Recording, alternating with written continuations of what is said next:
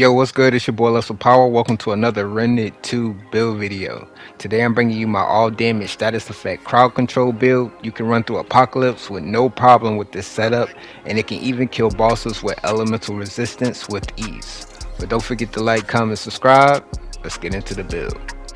Alright, first we're gonna knock out the archetypes. We got Invoker with Way of Kaula. This basically applies Drench to the target, reducing movement speed by 10%, and applies Shock every couple of seconds, which does great AoE damage.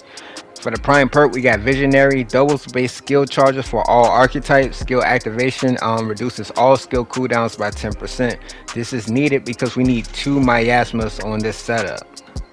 For our next archetype, we got Ritualist, and for the skill, we got Miasma. This is going to cast that AoE burst that does bleeding, burning, overloaded, and corroded over 22.5 meters, and then it does a total of 2,000 damage over time, and then it lasts 20 seconds.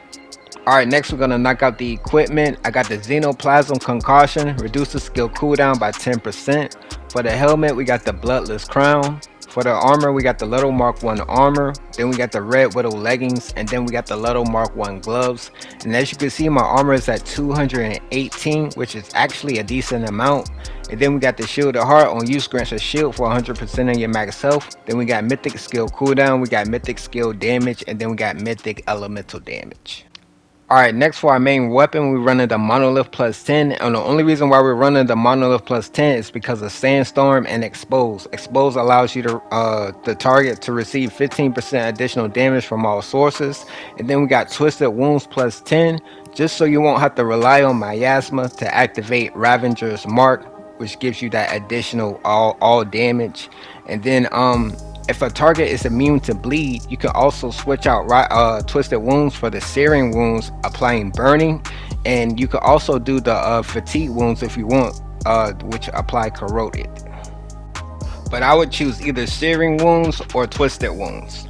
Next, for the melee weapon, we got the Crow Axe plus 20 with Stormbringer. Increases melee status effect damage applied by melee attacks by 50%. Charged melee attacks lower the enemy's resistance to all status damage by 10%, lasts 10 seconds.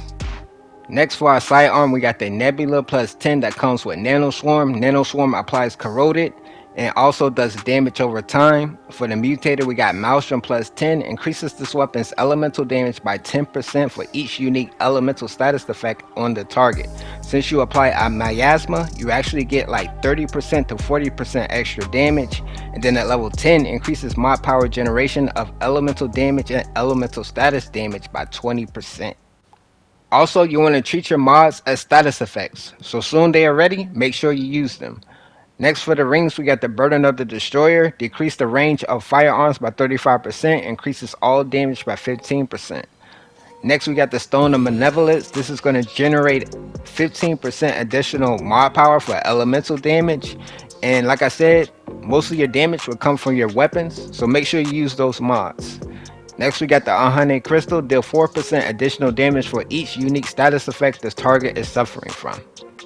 Since we got miasma, that's 4 different status effects, so you get 16% additional damage. Next, we got the Sing Ring. Increase all damage dealt to burning enemies by 12%. And this is better than just having something with like that adds status effects, because this gives you 12%, basically all damage, instead of just giving you 12% or 15% status effect damage. Next, we got the Ravager's Mark. Increase all damage dealt to bleeding targets by 20%. Bonus increases to 30% for targets with 50% or lower health. So once a boss gets lower than 50% health, he'll basically take like 10% extra damage from all sources. Also, there's a lot of enemies immune to bleed, so if you run into that, you can swap the Ravager's Mark out for the Chain of Amplification. This is going to increase all damage dealt to targets suffering from status effects by 20%. And that's just in case your enemy is immune to bleed. And then you can also combine that with the Searing Wounds mutator. Lastly, we're going to knock out the traits. We got Affliction at level 10. We got Flashcaster at level 10, increasing your casting speed. This is great for your skills and your mods as well. Next, we got Fortify at level 10. Then we got Gifted at level 10, increasing your skill duration. Then we got Spirit at level 10. We got Vigor at level 10. We got Regrowth at level 10 as well. Expertise at level 10. Amplitude is at level 10, increasing the AoE size for your skills and your mods. Next, we got Chakra at level 10, increasing your mod duration by 30%.